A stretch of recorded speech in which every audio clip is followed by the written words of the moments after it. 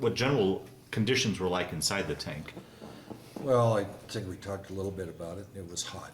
Yeah. No air conditioning in there. We had a blower, which would evac out the sulfur and the smell, from, I'll never forget that. I mean, when you're really rocking and rolling with those main gun rounds going off, and the M48s that we were using later on, they were all 90mm cannons, but they still put out a lot of exhaust inside there, and if you were shooting your machine guns, I mean, that all added to it. Everything is confined, and they're not very big inside. Yeah, it seemed And you cramped. gotta have to be very careful because the main gun rounds, I think we said we carry about 50 rounds. When you're really rocking and rolling with that, you gotta get that brass out of there. So the loader's hatch is open, and you got your asbestos gloves, Oh, yeah. big asbestos gloves, and they said asbestos on them, so who knows what stuff we've got from that, and, but you had to pick that hot brass up and throw it outside. And you had to get rid of that. And, it just, there wasn't much inside there. I Yeah. mean, you had a, How big was the crew? it was always 4 people. 4. Yeah, you had a loader, tank commander, gunner, and driver.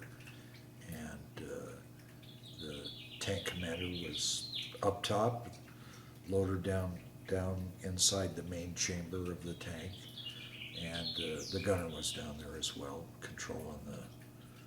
And then the driver was up in front, and you could access it from inside or outside for the driver. And we lost one of our drivers with an RPG, and it went right through, 9 inches of steel or 8 inches up front, but it was a big 9 that went through and just went right up and took his head off. And it was just a little hole that goes through, that much, right through that steel on that tank. And you wouldn't think that on the front slope of the tank you'd be able to penetrate, but that RPG 9, I think it was either a 7 or a 9, one of those that went through that much, hammered it pretty good. So the confinement was, nobody liked to be buttoned up inside of those things. Yeah. And it was particular because you never knew it was coming through. Yeah, yeah. And it was and when you're in the jungle, I mean, somebody can shoot you with an RPG from 10 feet away. Right.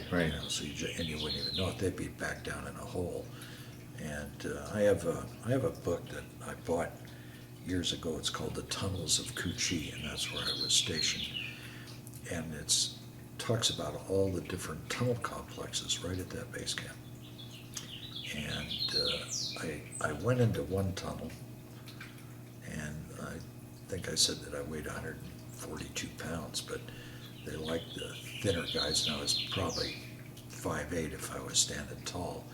So I did go into one tunnel complex. As a tunnel rat capacity, I mean, to go in, or? Yeah, no, I went in. I went in a second. I went in with my flashlight and a 45. And we ran into a big tunnel complex. It was so big that they were asking for guys. So I was stupid enough to go into one. And I didn't go in. Some of those guys, they were professional tunnel rats, and they had a regular platoon of them that would move around to do that. That's what they did.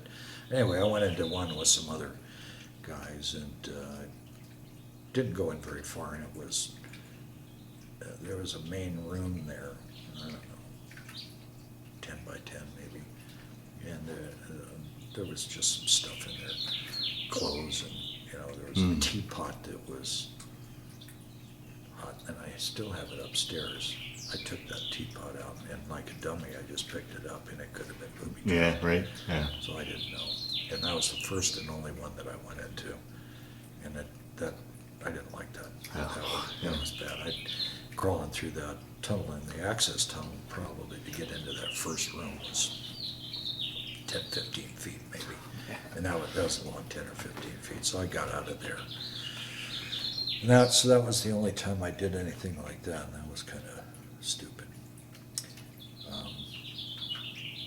But when you're young, you know, a lot of times you don't think about that stuff, and you're gung-ho, and you're pumped up, and you do stuff that you think about why you did it, and you go, well, man, wouldn't do that again.